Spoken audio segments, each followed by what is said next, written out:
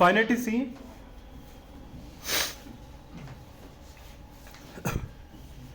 Start.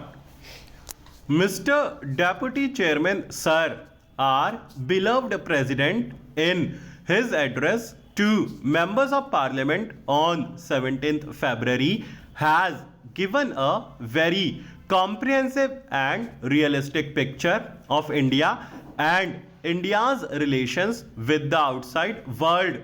It is a matter of gratification indeed that we have started coming out of the economic stagnation which bedeviled the nation for the last couple of years. More than 70% of the people are engaged in agriculture. Nearly 50% of our income comes from agriculture. That being so, it is but natural that we have a concentrate on agriculture and make conscious efforts to increase our output. Our agricultural production has more than doubled in the last 2 decades from a total production of 50 million tons when we achieved independence. Food grains production has gone up to 1000 million tons. In spite of many scientific and technological developments, agriculture still has to depend to a large extent on the monsoons.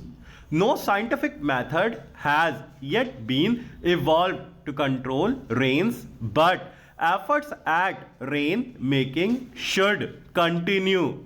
Even so, India had faced a cycle of adverse monsoons over the last few years.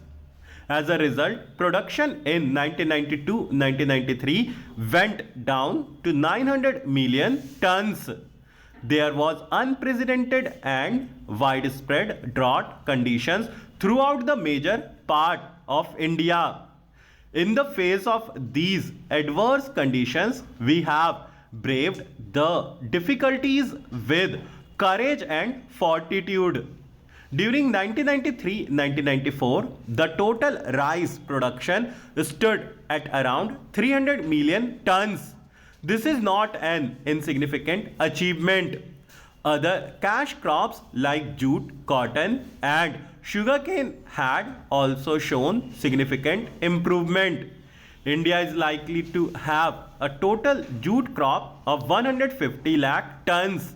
Cotton production will touch an all-time record of nearly 200 lakh bales. Sugar output is about rupees 300 lakh tons, out of which 100 lakh tons is exported.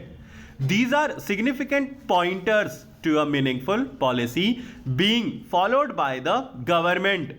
Thanks to the realization and strengthening of the public distribution system, India has been able to look after the minimum needs of the most vulnerable sections. The public distribution system needs nearly 10 million tons of food grains annually. The government is confident of meeting this obligation without much difficulty. Plans for investments in irrigation projects, fertilizer plants, and hydel projects should be pushed on war footing. Many irrigation projects are pending clearance from the center because of river water disputes that are existence between the states. Recently, a silver lining was seen in the sky with the 3 chief ministers of Karnataka, Tamil Nadu, and Kerala agreeing in principle to constitute the Kaveri River Valley Authority to settle the allocation of water for each state. Unfortunately, it has not borne fruit. I would again urge the ministers for agriculture and irrigation to request the chief ministers again to sit at the table and agree to constitute the Kaveri River Valley Authority so that these disputes can be solved once and for all. there are similar river water disputes in other areas. For example, with regard to sharing of Narmada waters, there is a dispute between Gujarat and Madhya Pradesh. I would urge that all these river water disputes should be frozen and river valley authorities should be set up once and for all to settle the allocation of water and also to go ahead with the construction of irrigation projects. Coming to industry, sir, we all know that the growth rate of industry was almost zero in 1973-1974. Thanks to progressive policies and vigorous implementation of those policies, the growth rate now is 3.5%. With efforts to ensure fuller utilization of capacity and assurance to supply scarce industrial raw materials at international prices, it is possible that the current year may turn out a better picture for industry. The kingpin of industrial growth lies in coal, steel, and power. Coal production, which has 80 million tons last year, has improved to 90 million tons by now. There is no longer any shortage of steel. Thermal power has gone up by 14% and hydel power in DVC, as has already been stated by the President, has gone up by 34%. There is still power shortage in many states of India, particularly in Tamil Nadu and to some extent in Karnataka, Haryana and Punjab.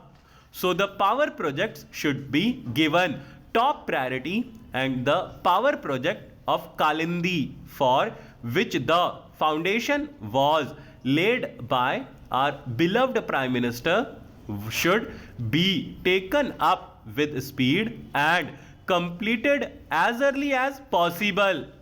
Mr. Deputy Chairman, sir, you are aware that we had to spend more for import of oil because of the rise in prices of oil.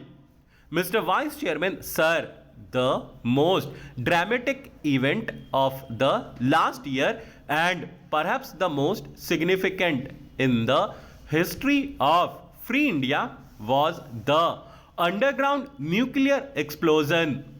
The President's address has taken due note of this event, and the President has rightly congratulated our nuclear scientists and engineers on this important achievement.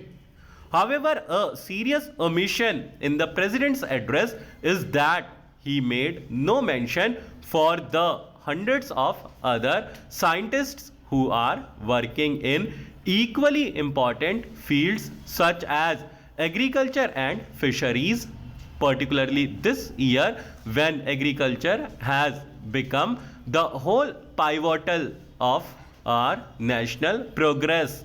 I would have liked the President to have made at least a mention of those dedicated scientists and technologists who have been going brilliant work for the development of our countryside.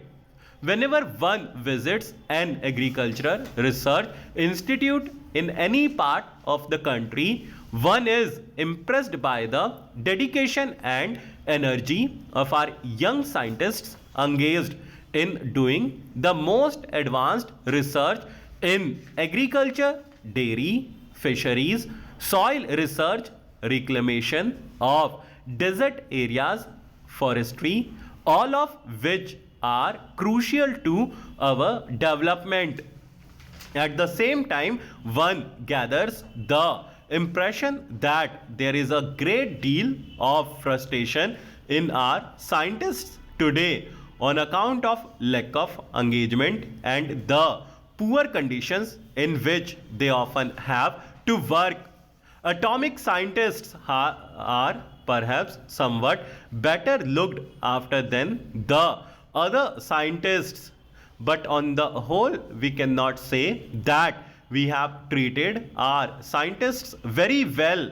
Even today, after all the advance we have made in science, I feel that our scientists have not received the appreciation that they deserve.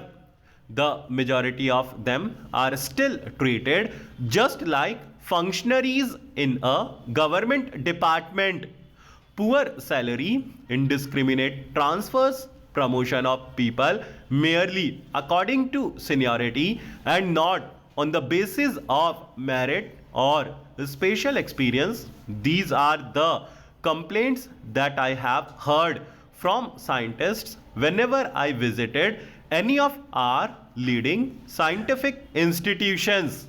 I suggest, sir, that the time has come when we should not only raise the prestige of our scientists community but also substantially improve their material rewards and conditions of work. When I say material rewards, I do not mean just salary.